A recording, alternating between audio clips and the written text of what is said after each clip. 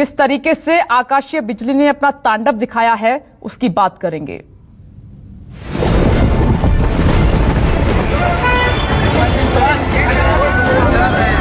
बारिश हुई, बिजली गिरी, घूमने गए, मौत मिली।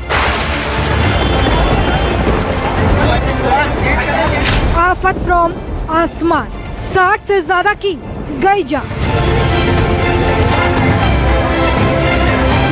आकाशीय बिजली का कहर, 4 राज्यों में सैकड़ों घर गए उजड़।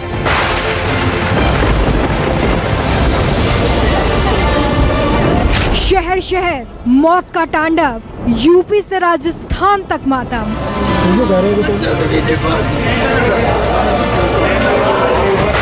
तड़ित का तांडव।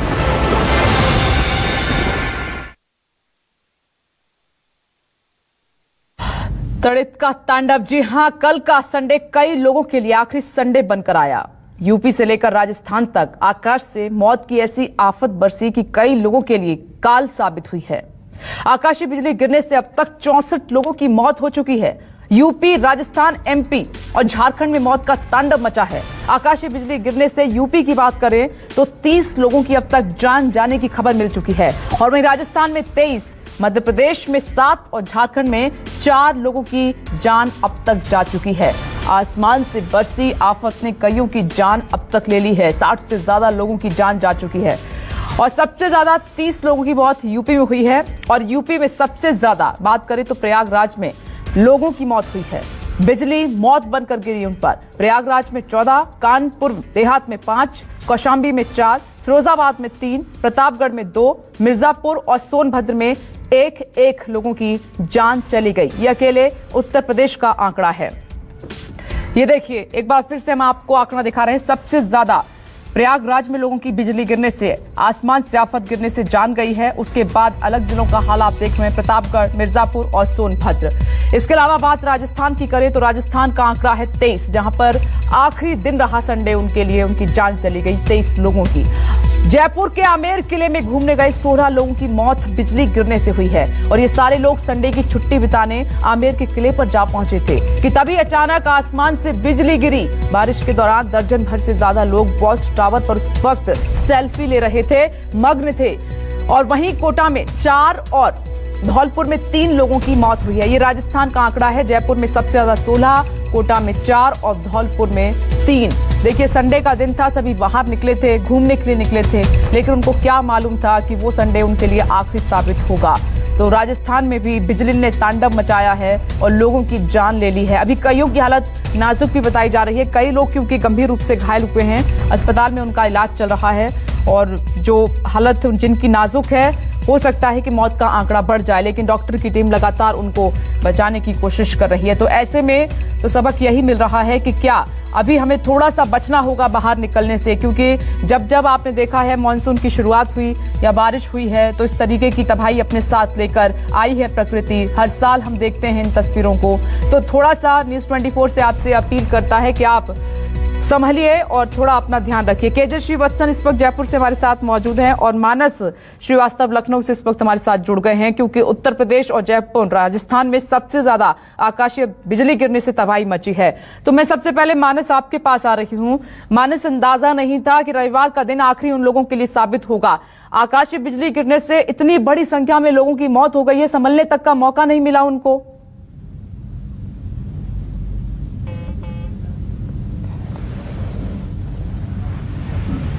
देखिए, निश्चित तौर पर एक बड़ी आपदा कल के दिन आई और अचानक दोपहर के बाद से जब तेज बारिश शुरू हुई और लगभग पूरे उत्तर प्रदेश में बारिश बहुत तेज हो रही थी। उसी दौरान आकाशीय बिजली गिरी और अलग अलग स्थानों पर करीब 41 लोगों की मौत हुई है। ये आंकड़ा थोड़ा सा बढ़ गया है, 41 लोगों की मौत की खबर है, जिसमें सबसे ज्यादा जो संकट आया, सबसे ज्यादा जो कहर टूटा वो प्रयागराज पे टूटा, जहां पर एक साथ करीब 14 लोगों की मौत हो गई। इसके अलावा आसपास के जो जिले थे, कौशाम्बी भी बिल्कुल प्रयागराज से सटा हुआ ही जिला है, वहां पर भी आकाशीय बिजली गिरने से मौत हुई। प्रतापगढ़ में मौत हुई, कानपुर और उन्नाव के बीच में मौतें हुई। तो अलग अलग इलाकों में, अलग अलग स्थानों में आकाशीय बिजली गिरने से मौत हुई। खुद मुख्यमंत्री योगी आदित्यनाथ ने इस पर शोक जाहिर किया और फिलहाल मुआवजे के तौर पर जो पहले से ही अनुमान है किसी आपदा के आपदा पर अगर आती है तो वो एक राहत राशि दी जाती है उत्तर प्रदेश सरकार की तरफ से। उस कोष से ही करीब 4 लाख रुपए जो भी मृतक आश्रित हैं उनको दिए गए। घायलों के इलाज के लिए भी व्यवस्था की गई। लेकिन इसके साथ साथ जो किसान थे उनके मवेशी भी बड़ी संख्या में मर गए। उनका जो रोजी रोजगार चलता है वो तमाम मवेशी भी लोग पालते हैं, उनसे उनकी रोजी रोटी चलती है ग्रामीण इलाकों में। तो मवेशियों की भी बड़ी संख्या में मौत हुई है, तो उसके लिए भी सरकार ने मुआवजे का ऐलान किया है कि कुछ राहत लोगों को मिल जाए जो जिनका रोजगार छिन गया है। तो निश्चित तौर पर कल का दिन कह सकते उत्तर प्रदेश के लिए बहुत अच्छा दिन नहीं था। बहुत बड़ी आपदा आई और 41 लोगों की इसमें जान चली गई और उत्तर प्रदेश सरकार की तरफ से इसमें शोक व्यक्त करते हुए कहा गया कि वो पूरी मदद करेंगे जो लोग भी पीड़ित हैं या उनका परिवार है। ये बहुत दुखद घड़ी है मानस, और आप कह रहे हैं कि 41 हो गया है ये आंकड़ा मौत का, बढ़ भी सकता है। लगातार हम कह रहे हैं कि कईयों की हालत काफी नाजुक बनी हुई है।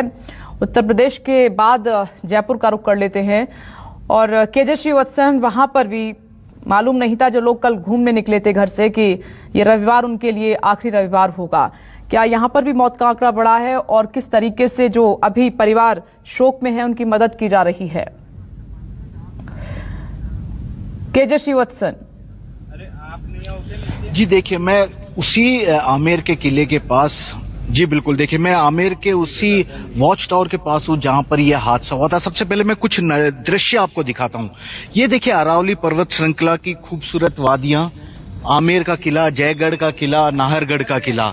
यहां से देखने में ये इतना खूबसूरत लगता है कि कोई भी इन्हें अपने आप को देखने से नहीं रोक पाता। इनकी तस्वीर की सेल्फी लेने से कोई नहीं रोक पाता। और यही गलती कल कुछ लोगों ने कर दी। बारिश आ रही थी, सुबह भी बारिश हुई थी और मौसम काफी सुहाना हो गया था। उमस जरूर थी लेकिन मौसम सुहाना था। तो इसी सुहाने मौसम के सफर के लिए वे इस वॉच टावर के पास आ गए। अचानक एक के बाद एक 2 बार यहाँ पर बिजली गिरी और उसके बाद यहाँ पर लाशों के ढेर लग गए। मैं आपको दिखाऊंगा, ये देखिए ये चप्पल पड़ी है यहाँ पर, ये शू है, ये शू पड़े हैं। ये उन्हीं लोगों के जो यहाँ पर कल मौज मस्ती के लिए आए थे, सेल्फी ले रहे थे। और ये जो खाई है, कई लोग इस खाई में भी नीचे गिरे पड़े मिले।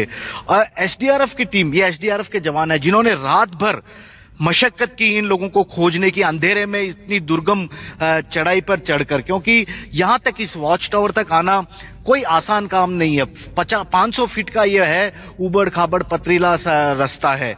तो यहां पर इन लोगों ने मेहनत की। मैं इनसे बातचीत करता हूं कि कल क्या नजारा था, किस तरह से इनकी कोशिश थी और आज क्या कुछ और अपडेट है इन लोगों के पास।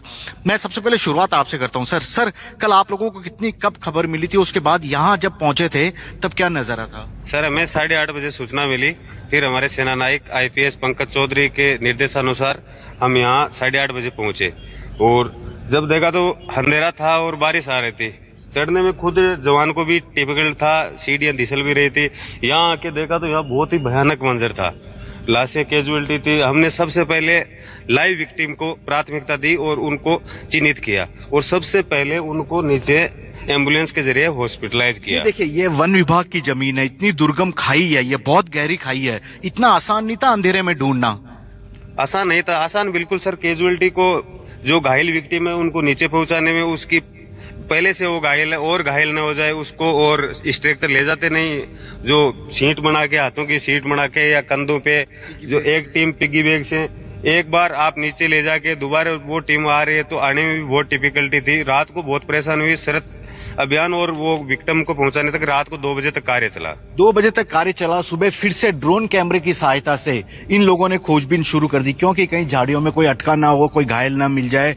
लेकिन आज ये एक राहत की बात है कि कोई नई बुरी खबर एसडीआरएफ की टीम को या प्रशासन को नहीं मिली है, लेकिन अब भी खोजबीन का काम जारी है। लेकिन ये जिस तरह से पहाड़ी इलाका है, ये पूरा दुर्गम इलाका है। कभी ये आमेर जो जिसे जयपुर की ढूंढाड़ इलाके की राजधानी कहा जाता है, आमेर का महल था।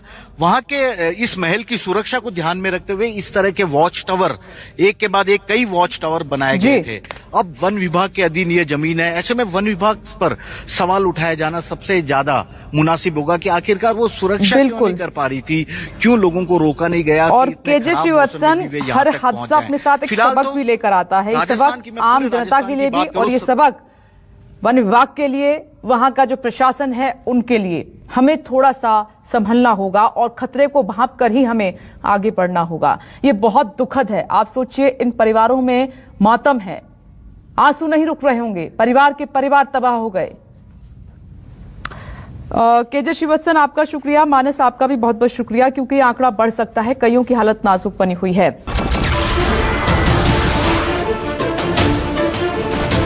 नमस्कार, मैं हूं मानक गुप्ता। अगर आपको हमारा ये वीडियो पसंद आया हो तो इसे लाइक और शेयर जरूर करें, और हां, हमें सब्सक्राइब और फॉलो करना ना भूलें, ताकि आप देश और दुनिया की कोई खबर मिस ना करें। तो जुड़े रहिए हमारे साथ और देखते रहिए News 24।